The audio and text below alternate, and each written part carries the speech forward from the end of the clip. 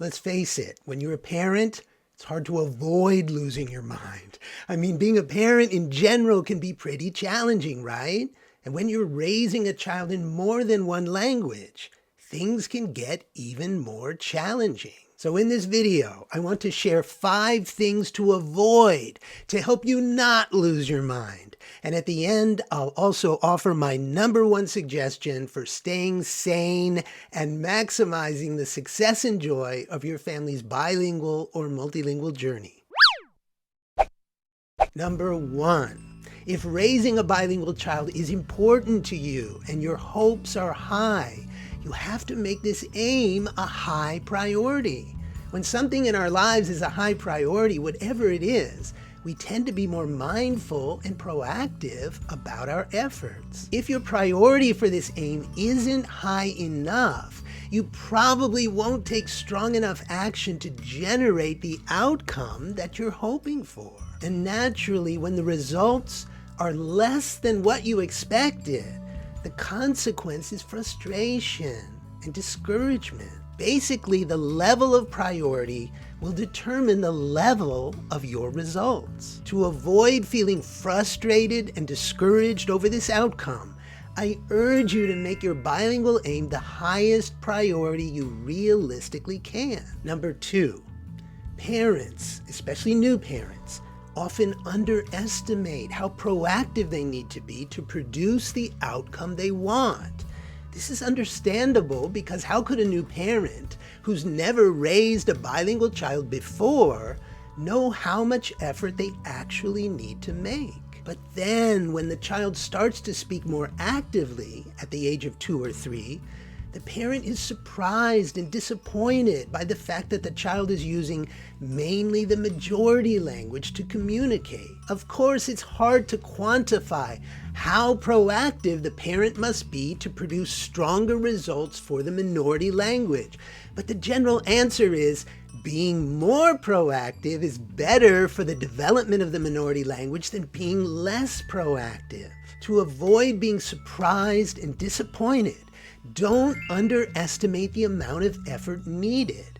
Be as proactive as possible from as early as possible. Number 3, so your bilingual aim is a high priority and you're staying proactive from day to day. At the same time, you also need to be extremely patient because language acquisition is a very gradual, long-term process. It's like growing a big flower from a small seed.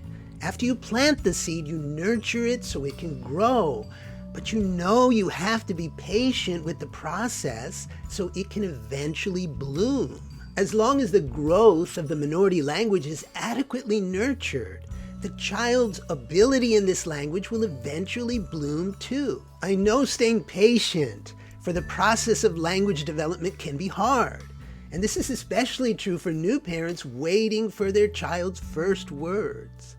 But getting overly anxious won't enable the child's language ability to grow any faster. To avoid this kind of anxiety, focus on maintaining patient and persistent action from day to day. Again, be as proactive as you can be about your efforts. Number 4, to be successful at raising a bilingual child, you have to be serious about this aim.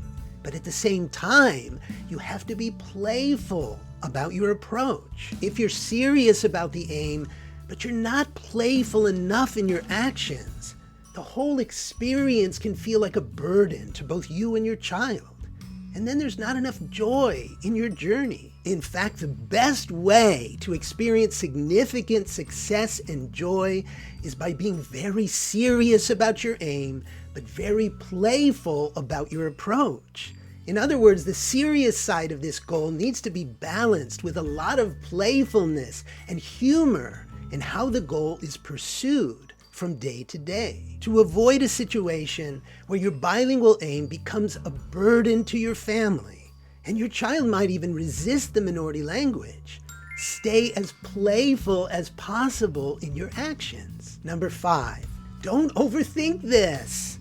There's a difference between necessary strategic thinking, where you plan and improve your actions, and unnecessary overthinking, where you continually second-guess yourself and end up feeling distressed. Generally speaking, I think parents raising bilingual kids should be kind of like zombies. Zombies don't overthink things. They take action and they just keep going. So some strategic thinking is important.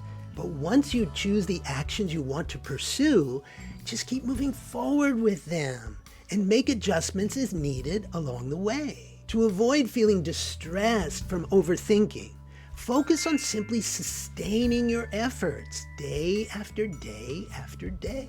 And now, my number one suggestion for staying sane and maximizing the success and joy of your family's bilingual or multilingual journey. If you really want peace of mind on this journey, and you want to be 100% confident that you'll succeed, all you need to do is reach out to me for support.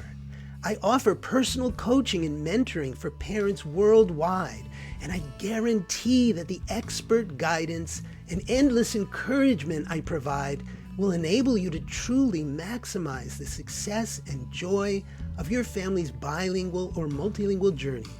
My coaching program is the most powerful way possible to accelerate your children's progress over the months and years ahead. I've worked closely with hundreds of parents over the years, and I'd be very happy to work with you too. For full details on how I can help you as your coach and mentor, please see the Bilingual Super Kids website.